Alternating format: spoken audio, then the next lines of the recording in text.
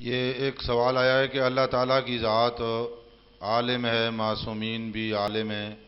ایک مجتہد بھی عالم ہے، اور ہمارے امام جماعت یا جمعہ جو ہیں وہ بھی عالم ہیں،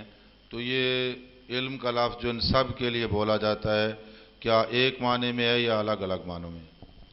واضح ہے کہ جس کی جیسی شان ہے اس کے لیے اسی طرح لفظ علم بولا جائے گا۔ علم مانے جاننے کے تو ایک ہے، لیکن جب ذات خدا کو عالم کہا جائے گا تو وہاں علم عین ذات خدا ہوگا، لیکن جب اللہ کے علاوہ کسی اور کے لیے بولا جائے گا تو وہاں ایک تو یہ ہوگا کہ علم اس ذات کا عین نہ ہوگا، وہ ذات اور علم میں وہاں جدائی ہوگی، حتیٰ کہ انبیاء ہوں یا رسل، معصومین ہوں یا کوئی بھی ہستیاں، ان سب کو علم دینے والا دیتا ہے تو وہ عالم ہوتے ہیں۔ حتیٰ کہ قرآن مجید کی یہ دعا جو حضرت رسالت مآب صلی اللہ علیہ وآلہ وسلم کے لیے ہے کہ قل رب زدنی علما، اے میرے حبیب کہہ کہ اے میرے رب میرے علم میں اضافہ کر۔ تو واضح سی بات ہے کہ علم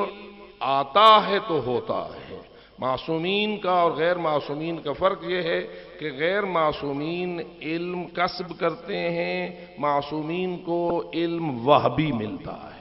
معصومین کو اللہ علم دیتا ہے، انہیں کسی استاد کا محتاج نہیں کرتا، انہیں کسی معلم کا محتاج بے ایمانہ نہیں کرتا کہ غیر معصوم کے سامنے انہیں زانو تلمذ طے کرنا پڑے اور ان سے سیکھنا پڑے۔ معصوم کو اللہ علم میں فقط اپنا محتاج کرتا ہے یا کسی معصوم کا محتاج کرتا ہے، اور عام طور کے اوپر جو باقی غیر معصوم ہوتے ہیں وہ اپنے ذرائع علم جو ہمارے پاس ہیں ان کے ذریعے حاصل کرتے ہیں۔ تو اس لیے معلوم ہوا کہ لفظ عالم جب اللہ کے لیے بولا جاتا ہے تو اس کی شان اور ہے، جب نبی و رسول و معصوم کے لیے بولا جاتا ہے تو اس کی شان اور ہے، جب عام مجتہدین کے لیے بولا جاتا ہے تو اس کی شان اور ہے، اور جب دیگر علماء کے لیے بولا جاتا ہے تو ان کی شان اور ہے۔ غیر معصوم کا علم کسبی ہے، معصوم کا علم وہبی ہے، اللہ کا علم ذاتی ہے۔